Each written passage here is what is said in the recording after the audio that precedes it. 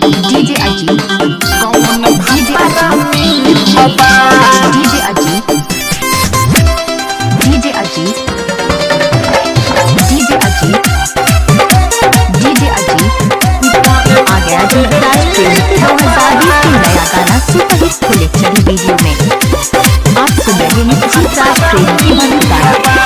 शादी तू पहले ले अपने उमक के 6 महीना में भगले छमक के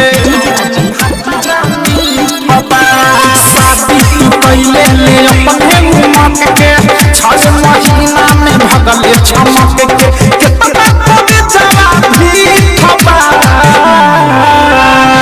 ऊपर ऊपर भी खबा कौन भातारा खबा ऊपर ऊपर खबा कौन भातारा खबा।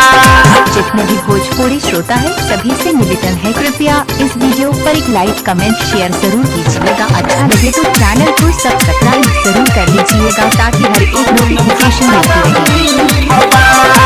आपका नाम क्या है? मेरा नाम जीतराज प्रेमी। दोस्तों जीतराज प्रेमी की वीडियो अच्छा लगता है ससुर कइले भातार छोड़ी गइले जीतराज प्रेमी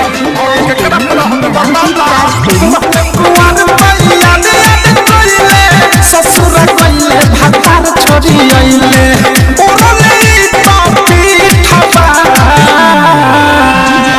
ऊपर ऊपर कौन भातारा मीठबा ऊपर ऊपर कौन भातारा मीठबा। इलाका जहाँ का भी होगा धमाका तो जीतराज प्रेमी का भी होगा। जो वीडियो बनवाना चाहते हैं तो संपर्क कीजिए जीतराज प्रेमी से। मोबाइल नंबर है 7728027006।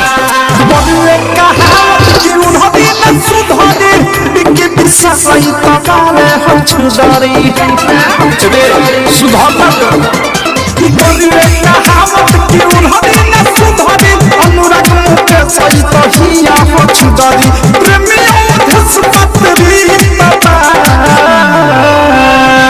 ऊपर ऊपर देखा कौन भातारा मीठबा ऊपर ऊपर देखा कौन भातारा मीठबा।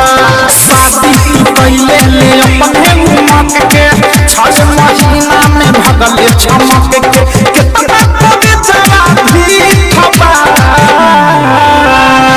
ऊपर ऊपर